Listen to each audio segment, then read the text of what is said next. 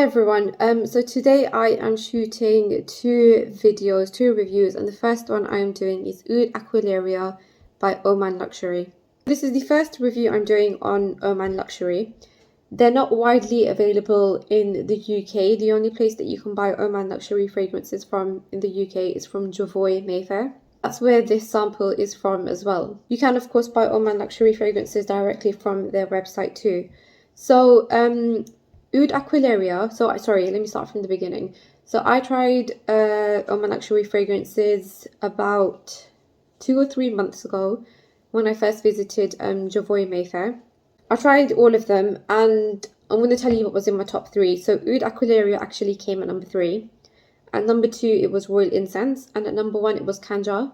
I actually ordered this discovery set from Jovoy Mayfair sometime last year, so it was before I actually visited the store.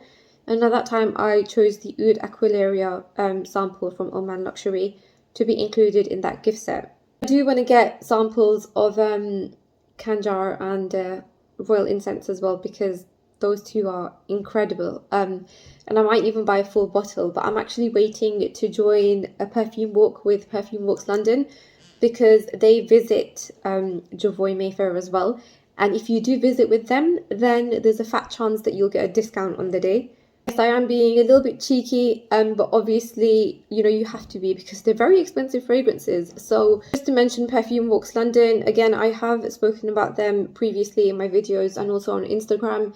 So they are run by a lovely lady called Olga, and she basically does like perfume tours around the city of London, and she's very knowledgeable, so you definitely educate yourself from these tours, and you get to smell lots of different perfumes. You visit boutiques and actual fragrance brand houses like Florist London, for example. And on top of that, wherever you visit, you do get a discount on the day as well if you purchase on the day. And at the moment, I think it's only £30 for one ticket. So definitely, if you're in London or if you're visiting London, then book yourself onto one of those tours, because I personally think they are worth it, and it's one of a kind really. You don't have anything like that in the whole of the UK, not that I've heard of anyway. So it's very useful to have a facility, a service like that in London, where you've got like a history of perfumery within the city itself. Back to Oud Aquilaria by Oman Luxury. So this is a fragrance that was launched in 2020 and it was created by Dominique Ropian. So this is approximately £160 for a full bottle. Not as expensive as some of the other fragrances that we talk about, but having 10% off £160 isn't a bad idea. So in Oud Aquilaria, you've got top notes of apple, rosemary and pink pepper. You've got middle notes of damask rose, Bulgarian rose, cloves and sage.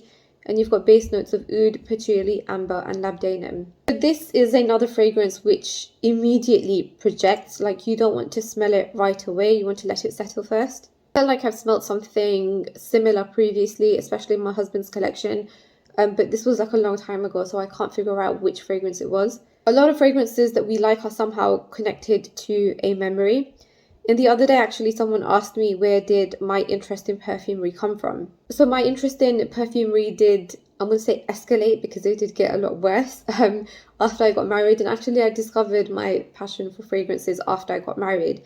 But actually, the memory of scent, I'm going to say, comes from my childhood, because my father used to obviously apply a lot of attars, especially on Fridays and on Eid. And I remember sitting as a child and asking him, like, what's this and what's that, and smelling his fragrances. And that memory from childhood, and it obviously continued growing up, so I still have that memory. And obviously that kind of led me into being more interested in fragrances and perfumery.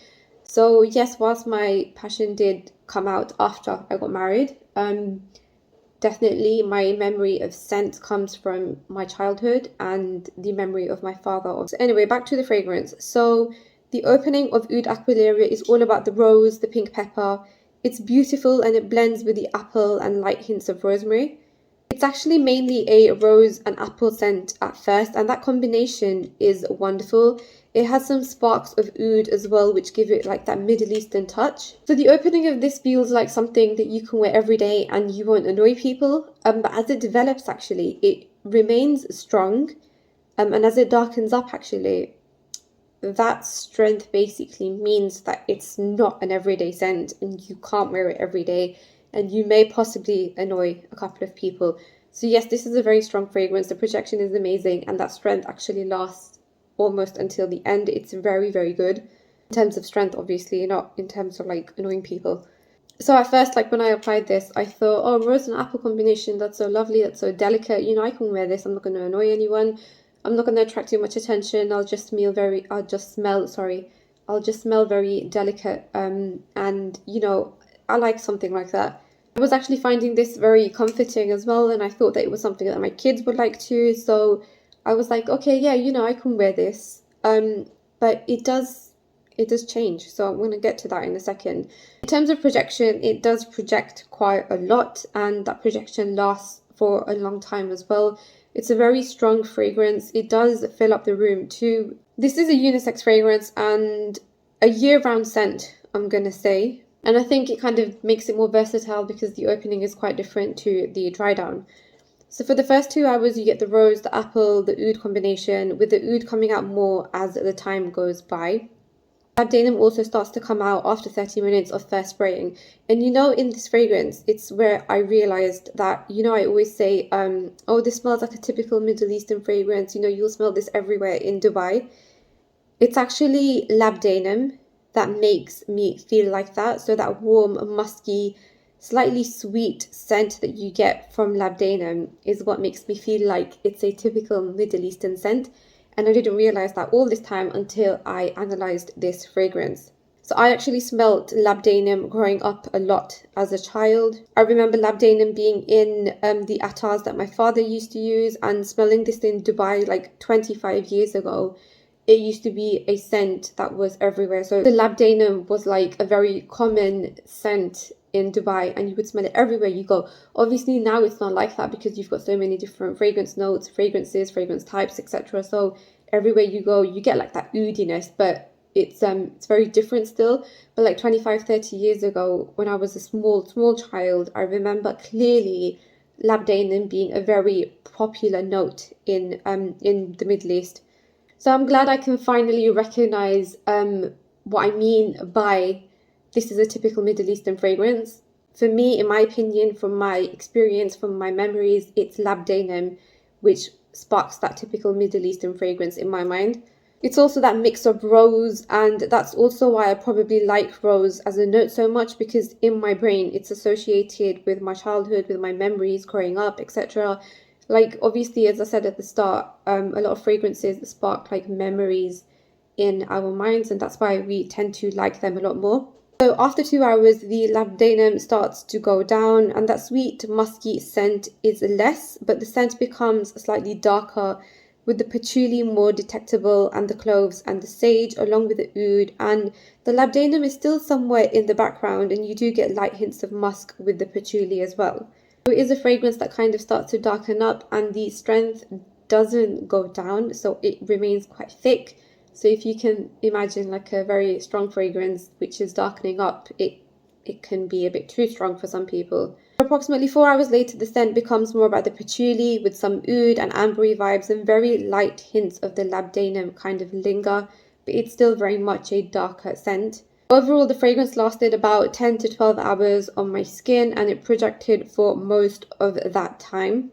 I do think that some of you might find it to be a powerful scent, so I recommend you try it before you buy it. So I got my husband to try out this fragrance as well, and he didn't particularly like the scent. He thought it was a good example of combining a classical Middle Eastern scent with an old Western classical scent. And by this, we don't mean like a fresh Western scent, but rather like an old but strong aftershave that men in the early 80s and 90s would wear. So he didn't find this to be a particularly modern scent, but rather a scent for a man in his late 40s or 50s if they're into like really good fragrances. I also thought that it was quite strong, and we recommend that you only spray like 2 to 3 sprays maximum. Don't really advise you to overspray, but that's our recommendation. Obviously, you can spray as much as you find it comfortable. But yeah, my husband didn't particularly like this fragrance. I did a little bit, and I think it's that the labdanum and the rose that kind of attracted me, because as it does go into the dry down and it gets a bit it gets a bit more darker and it remains stronger. As I said, it's not something I would then say I can wear every day, whereas the opening I really enjoyed, that apple and rose combination. So that is Oud Aquilaria. It is quite a complex fragrance. It's very difficult, and it's another one of those fragrances that you'll either really like or you won't like. Or you will, like me, you will like the opening, but then you go into the dry down and you're like, oh, is this really for me?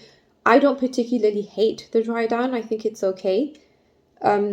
But it does darken up quite a bit, and because it remains quite strong, I'm a little bit like hesitant to wear something like that. So I've already spoken so much and my voice is like already dying out. But that is Oud Aquilaria for you guys. If you have any questions, then do let me know in the comments box below. Otherwise, I think I have covered everything. And thank you for watching this video, and I'll see you guys soon.